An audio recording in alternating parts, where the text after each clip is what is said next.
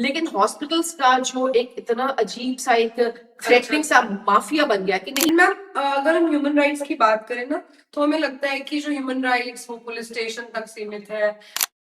तो वो जो एक इक्वालिटी है, मैं उस इक्वालिटी को समझ रही हूँ। ऐसी स्टोरी जो आपको बहुत ही आपको उसने अंदर से झंझोड़ के रख दिया।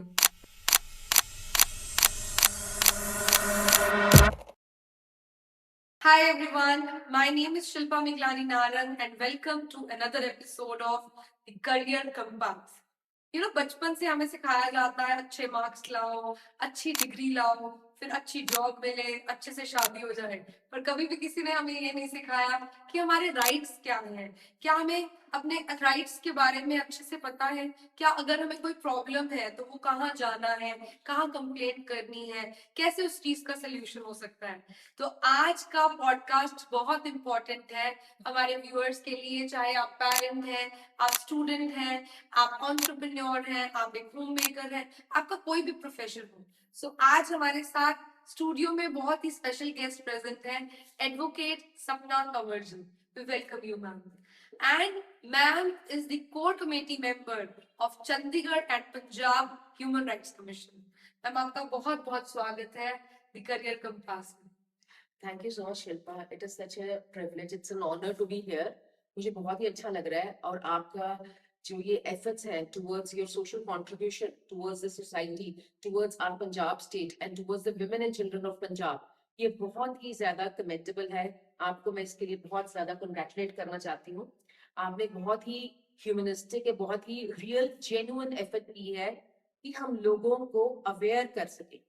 See, this platform, the media is such a powerful platform जो हर किसी के घर, हर इंसान तक पहुंचता है, चाहे वो अकेला है, चाहे वो तकलीफ में है, चाहे उसकी ह्यूमन राइट्स की वायलेशन हो रही है, या उसको पता ही नहीं है कि उसके साथ ओवर द इयर्स कितनी ज्यादा उसका अब्यूज हुआ है, या उसकी जो राइट्स है उसकी लाइफ को कितना वायलेट किया गया। कभी कभी हम लोग for years and years we live in abuse, and जो विक्टिम्स है उन्हें पता ही नहीं होता कि उनके राइट्स क्या है और वो कहाँ खड़े हुए हैं।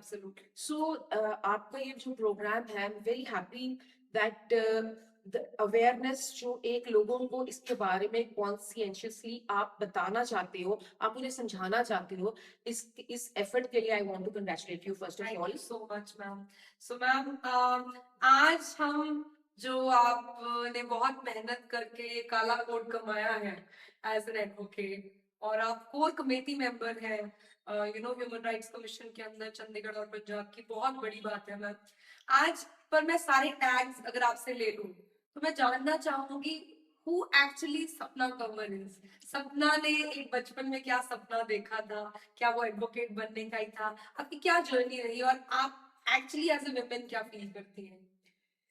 सी, एक मेरे मेंटोर है और उन्होंने ये हमें समझाया, जो कि बहुत ही रियल है, बात बहुत ही क्लोज टू एवरीवन्स हार्ट है, कि every individual, women, mother, man, child, girl, any individual, वो ही होता है जो वो कर रहा है और जो वो सोच रहा है। Your thoughts and your actions, what that is what a human being is, that is what an individual is. Human being तो एक बॉडी है, लेकिन जो हमारे थॉट्स और हमारे एक्शंस हैं वो हमें डिफाइन करते हैं। एब्सोल्युटली। सो द हमारे जो थॉट्स हैं, obviously we gather all our thoughts from the experiences that we have in our childhood, in our vicinity, हमारे स्कूल में, कॉलेजेस में जो कुछ हो रहा है, हम वहां से जो सीखते हैं वहीं से हमारा माइंड क्रिएट हो रहा है, हमारी डिजायर्स, हमारी जो एस्पिरेशंस है वो बन रही है, और हमारे फियर्स भी डेवलप हो रहे हैं। एब्सोल्युटली।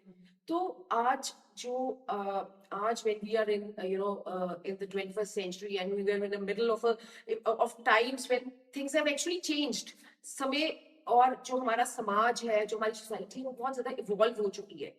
पहले जो लड़कियां थी और औरतें थी, आज age is not a limit, time is not the reason, and social pressure is not such, it is not such a big bulldozer in your way. अब हर इंसान अपनी सोच और अपनी आप को प्रेफरेंस देना शुरू करता है, और जब ये समय आया है कि हम लोग अपने बारे में सोच रहे हैं, तो हमें आहिस्ता आहिस्ता इस चीज की अवेयरनेस क्रिएट हुई है कि हम हमारे जो ह्यूमन राइट्स हैं वो क्या है। और जैसे जैसे हमें अपने human rights allow, what are human rights? Human rights is the, right to life. I have the right to live in a healthy body, where and to live with freedom. Yeah. So my personal liberty, my liberty to freedom, or my और जो equality है, एक ऐसे समाज में रहना जहां मैं बराबरी में रहूं, even as a daughter I am equal to the son, to my brother, and as a husband wife, as a wife also I'm equal to my, yes, absolutely. Or just even in my matrimonial house I'm equal to my husband's sister. Yeah. तो वो जो एक equality है, मैं उस equality को समझ रही हूँ और मुझे ये समझ आ रहा है कि वो मेरा राइट है। बट जब हमारे ह्यूमन बींग्स के राइट्स एस्टैब्लिश होते हैं और हमें अवेयरनेस होती है कि ये हमारे राइट्स है, ये हमारे हक है, तो हमारे ऊपर कुछ ड्यूटीज भी हैं।